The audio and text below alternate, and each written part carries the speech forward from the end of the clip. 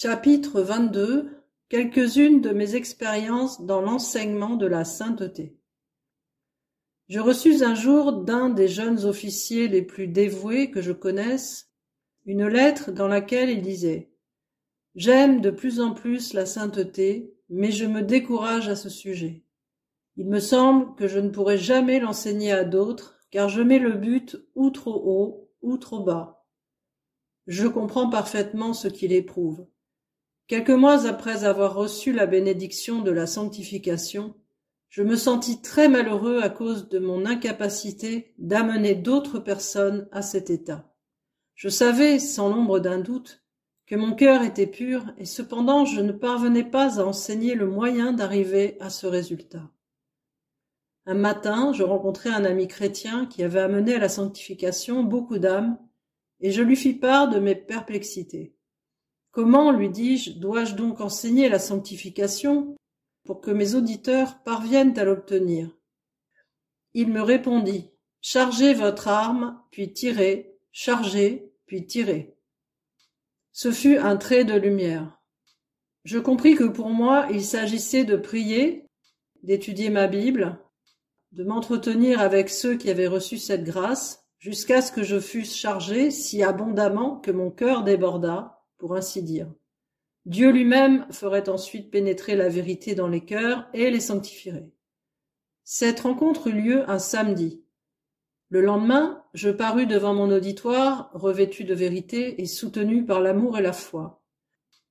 Je parlais sans détour et aussi vigoureusement que je le pus, et voici, 20 personnes vinrent s'agenouiller au banc des pénitents pour demander la grâce de la sainteté.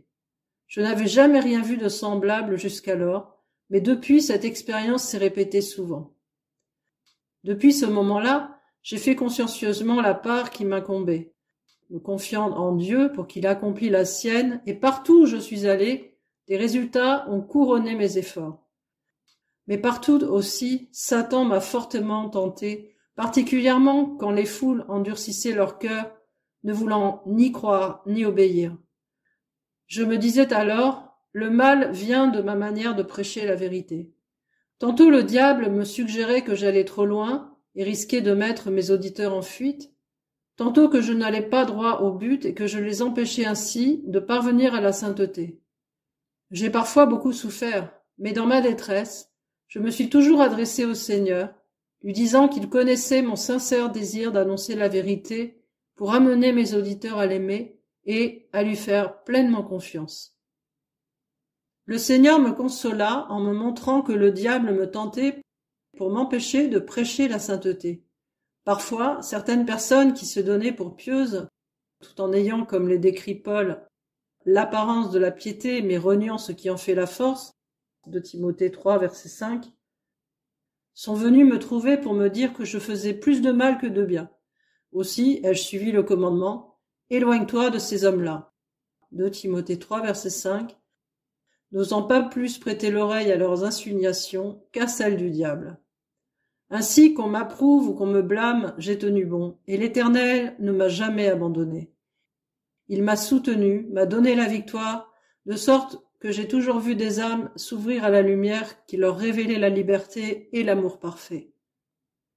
Satan a cherché de plusieurs manières à me détourner de la prédication de la sainteté, sachant bien que s'il y parvenait, il m'aurait bientôt entraîné au péché, consommant ainsi ma ruine. Mais très tôt, le Seigneur m'avait saisi d'une frayeur salutaire en attirant mon attention sur Jérémie 1, versets 6 à 8 et 17. Le dernier verset me fit en particulier comprendre que je devais dire exactement ce que voulait le Seigneur. De même, certains passages du livre d'Ézéchiel, 2 versets 4 à 8 et 3 versets 8 à 11, m'impressionnèrent fortement. Le Seigneur m'ordonnait de prêcher sa vérité telle qu'il me l'a communiquée, qu'on m'écoutât ou non. Dans l'épître aux Éphésiens 4 verset 15, il m'indiqua comment je devais prêcher dans la charité. Je compris alors qu'il me fallait annoncer la vérité sans détour, mais il importait aussi que j'eusse toujours le cœur rempli d'amour pour ceux auxquels je m'adressais. Je constatai dans la deuxième épître aux Corinthiens, 12 versets 14 et 15, l'amour intense de Paul. Ce ne sont pas vos biens que je cherche, disait-il, c'est vous-même. Pour moi, je dépenserai très volontiers, et je me dépenserai moi-même pour vos âmes. Dussé-je, en vous aimant davantage, être moins aimé de vous.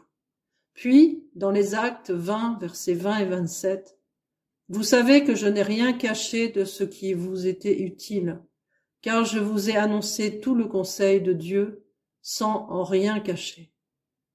Ainsi je compris qu'il était pis encore de se dérober à l'enseignement de la sainteté, indispensable au salut éternel, que de refuser le pain à des enfants affamés, pis encore de les laisser périr les âmes que le corps. Je priais donc pour recevoir l'amour des âmes et la force de prêcher toute la vérité. Dut-on me haïr? Dieu soit béni, il a exaucé ma prière. Il y a 3 points sur lesquels le Seigneur m'a montré que je devais insister continuellement. Premièrement, l'homme ne peut pas plus se sanctifier lui-même qu'un Éthiopien ne peut changer sa peau ou un léopard ses taches. Jérémie 13, verset 23. La purification du cœur ne s'obtiendra pas par les œuvres ou le travail en vue du salut du monde, ni par le renoncement ou l'abnégation. Les racines du mal, orgueil, vanité, colère, impatience, luxure, haine, envie, intempérance, égoïsme, la honte et la peur de la croix ne disparaîtront pas pour autant. C'est dans la place à l'amour, la paix, la patience, la douceur, la bonté, la fidélité, la bénignité et la tempérance. Galates 5, verset 22. Après avoir vainement essayé de purifier les mobiles secrets de leur cœur, des millions d'hommes peuvent affirmer qu'on n'y parvient pas par les œuvres, de peur que l'homme ne se glorifie. Éphésiens 2, verset 9. Deuxièmement, celui qui recherche la sanctification ne doit jamais perdre de vue que cette bénédiction s'obtient uniquement par la foi. Une pauvre femme demandait pour son enfant malade quelques grappes du raisin du jardin du roi. Elle offrit de l'argent au jardinier, mais il ne voulut point lui en vendre. Elle revint et rencontra la fille du roi, lui offrant également de l'argent. « Mon père est roi, répond celle-ci, il ne vend pas son raisin. » Puis elle conduisit au roi la pauvre femme qui raconta son histoire et obtint tout le raisin qu'elle désirait. Dieu, notre Père céleste, est le roi des rois.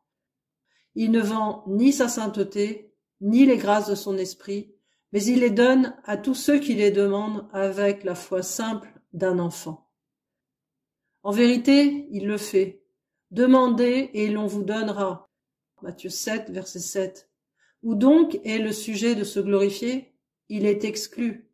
Par quelle loi? Par la loi des œuvres? Non, mais par la loi de la foi. Anéantissons-nous donc la loi par la foi? Loin de là. Au contraire, nous confirmons la loi. Romains 3, versets 27 à 31. C'est par la foi que la loi de Dieu est inscrite dans nos cœurs, de sorte qu'en lisant ce commandement, tu aimeras le Seigneur ton Dieu de tout ton cœur. Matthieu 22, verset 37. Nous trouvons en nous une loi d'amour parce que nous avons en nous une loi qui correspond à ce commandement. L'apôtre dit, c'est en croyant de cœur qu'on parvient à la justice. Romains 10, verset 10. Cette déclaration se vérifie par l'expérience, car partout la vraie foi fait du voluptueux un homme chaste, rend humble l'orgueilleux et généreux l'avare. L'homme coléreux devient doux, le menteur véridique, la haine se transforme en amour, le désespoir en joie. La foi garde l'âme dans une sérénité et une paix constante. Troisièmement, j'insiste sur cette vérité que ce don doit être reçu maintenant par la foi. Celui qui l'attend de ses œuvres trouvera toujours autre chose à faire avant de le demander. Ainsi, il n'arrivera jamais au point où il pourra dire « J'ai maintenant reçu cette bénédiction ».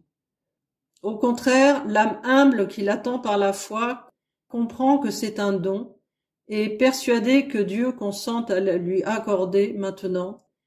Elle croit et la reçoit immédiatement.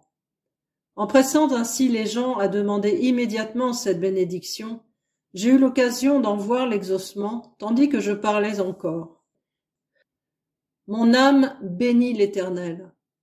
Que tout ce qui est en moi bénisse son saint nom.